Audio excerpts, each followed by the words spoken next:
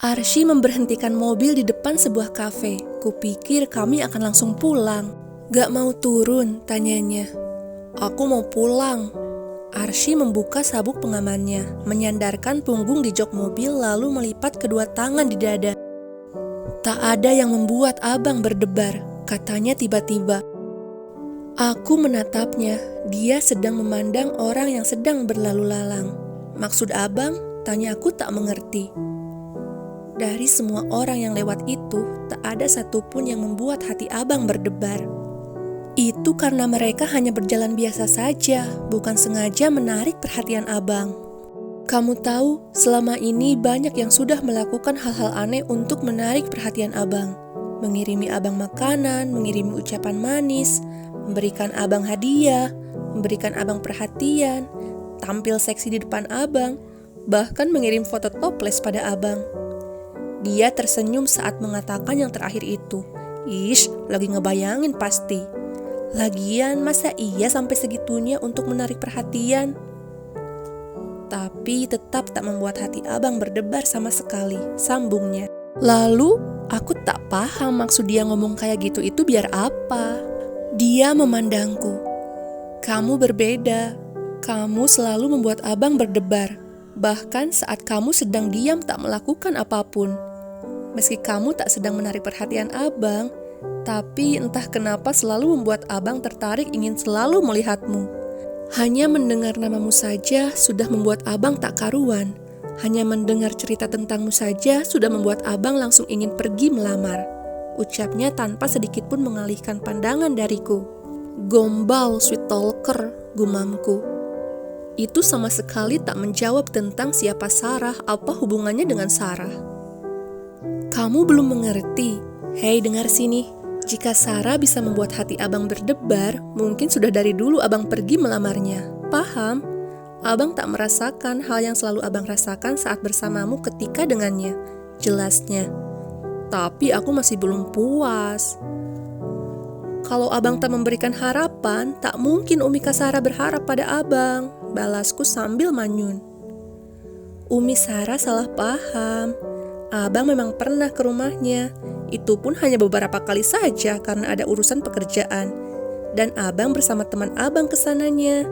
Kami memang kerja di tempat yang sama. Tapi bukan berarti kami selalu bersama. Kak Sarah suka pada abang, kataku sambil menggigit bibir.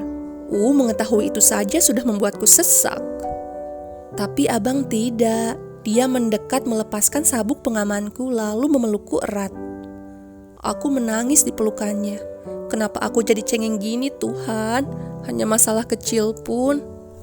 Aku tak suka mengetahui ada cewek lain yang mengharapkan abang, ucapku. Abang tahu, jawabnya sambil mengelus punggungku. Aku takut abang akan berpaling. Insya Allah tidak. Aku cemburu, sudah seharusnya. Aku lapar, ya makanlah. Maunya makan abang aja. Boleh. Dia melepaskan pelukan lalu mengerutkan kening menatapku. Boleh, katanya sambil tersenyum. Aku menggigit pipinya. Au, hei, abang bercanda. Kenapa menggigit abang? Ngasih love beat, jawabku sambil menjulurkan lidah. Biar orang tahu kalau abang itu Syifa punya. Arsy mencubit pipiku. Sakit, aku merengek. Padahal tak sesakit gigitanku tadi sepertinya. Sengaja pengen manja pada Arsy. Dia mengelus lembut pipiku. Aku berharap kebahagiaan ini akan terus menyertai kami. Aku berharap bisa membuat momen ini abadi. Aku menggenggam erat cincin pernikahan kami yang ada di kalungku, yang kuharap bisa merekam semua kenangan indah kami. Aku tak bisa terlalu lama kesal pada Arsy. Sekarang sebanyak apapun yang mencintainya, menginginkannya, aku sudah tak terlalu khawatir lagi. Karena saat ini Arsy hanya akan memandangku saja. Nanti, entahlah, Arsy lelaki. Mungkin dia akan goyah suatu hari nanti. Tapi, aku tak akan membiarkannya berpaling dariku. Bolehkah aku egois? Arsy hanya milikku. Aku tak bisa berbagi dengan wanita lain. Jadi akhirnya kamu tahu pekerjaan abang juga ya. Cepat banget ketahuannya, katanya sambil menyandarkan diri lagi. Ya, aku bahkan sudah tahu sejak pagi tadi. Dia memandangku tak percaya, lalu menarik kepalaku bersandar di pundaknya. Kencan macam apa ini? Duduk dalam mobil di parkiran memandangi orang lalu lalang. Kemarin ku habiskan seharian kencan bersama Arsy. Hari ini dia sudah mulai bekerja lagi. Sejauh ini kehidupanku sebelum dan setelah menikah tak banyak bedanya. Tak banyak yang berubah, lebih tepatnya belum. Sampai saat ini Arsy tak merungut apapun padaku. Dia tak menuntut apa-apa dariku. Hanya saja mungkin sekarang aku harus membiasakan diri dengan sikap manja Arsy yang tak kenal tempat itu. Di depan orang tua kami pun dia selalu ingin bermanja denganku. Suami siapalah itu, ish. Saat ini rumah sepi banget, hanya ada aku dan Intan. Semua orang pergi bekerja, termasuk mama. Dia memang suka ke toko bunganya bunda, katanya bosan di rumah terus, jadi lebih baik bantu dagang bunga katanya. Suka-suka mama saja lah ya. Aku memanfaatkan kesempatan ini untuk belajar memasak pada Intan. Perban di tanganku sudah Arsy lepas tadi pagi. Katanya aku bentar lagi sembuh, hanya jangan angkat-angkat dulu atau menggenggam sesuatu terlalu erat. Stop! Jangan masukin dulu sayurnya, Fa, kata Intan saat aku sedang belajar membuat sup sayur bening. Kok masukin dagingnya dulu? Kalau sayurnya dulu, entar dagingnya gak mateng. Atau malah sayurnya overcook karena nunggu daging mateng. Paham? Iya, paham. Aish, aku pikir masak beginian tinggal masukin semua bahan saja. Ternyata ada urutannya. Setelah mengikuti semua arahan Intan, akhirnya sup buatanku jadi juga. Cih, Intan melepeh makananku. Terlalu banyak micin, Fa. Kau mau membuatku bodoh? Sudah kubilang tak usah pakai micin aja, ish. Intan ini sebenarnya anti micin. Entah kenapa dia ini musuhan banget sama micin. Mungkin karena dia kalah putih dari micin kali ya. Ini bukan rasis ya. Emang iya ya micin itu bisa buat kita jadi bodoh. Coba setelah ini kau makan garam yang banyak. Aku baca artikel katanya mengonsumsi garam bisa membuat kita cerdas. Balasku polos. Sengklek, ucapnya sambil memakan lagi sup buatanku. Kupikir kau gak suka supku, kataku heran melihatnya makan. Laper. Haduh, lagian tadi sarapan dikit banget kenapa? Sok cantik. Lihat muka dingin Dava jadi kenyang banget aku tadi. Susah sekali dia bersikap manis padaku. Mungkin karena aku sudah sangat manis, makanya dia tak mau bermanis muka padaku. Karena takut aku kena penyakit gula, kata Intan sambil terus makan. Makin sengklek saja dia. Apa gara-gara micin? Masa sih? Halu, kau tahu benar kan Dava itu memang kayak gitu. Lagian bukannya kau sudah give up ya sama dia. Aku gak bisa menahan diriku, Fa. Aku memang mau menyerah. Terlebih setelah melihat kedekatannya dengan Kak Arisha. Sikapnya ke Kak Arisha dan padaku sangat berbeda sekali. Dia tak menyukaiku, aku tahu itu. Bahkan dia sudah mengatakannya berulang kali. Aku bukan alien, aku mengerti setiap kata yang dia ucapkan. Aku juga tak bodoh untuk menilai kalau Dava terlihat risih padaku. Tapi aku tetap saja tak bisa menahan diri untuk terus menunjukkan rasa sukaku padanya. Aku egois ya, Fa. Kak Arisha dan Dava mereka sangat sepadan. Harusnya aku tak mengganggu hubungan mereka. Dia berkata sambil tersenyum seolah semuanya baik-baik saja. Bagaimana ini? Cintaku akan kandas sebelum terbalas. Sepertinya aku harus mempertimbangkan si Randy mantanmu itu. Dia cakep juga kok. Dia sudah kembali ke mode ceria. Intan ini memang tipe orang yang tak suka memperlihatkan kesedihannya. Hei, dia bukan mantanku. Balasku pura-pura marah. Tak pura-pura juga sih. Aku memang tak suka kalau Intan atau siapapun menyebut Randy sebagai mantanku. Lagian, kapan kami putus? Tapi memangnya kami sudah jadian? Gak juga. Ngaco sih, Fa. Tak mau mengakui. Ish. Tapi Fa, bentar lagi kan kita KKN. Katanya di KKN banyak yang cinlok gitu. Apa aku cari cowok pas KKN aja ya ntar? Mudah-mudahan di kelompokku ada yang cakep, katanya dengan muka penuh harap.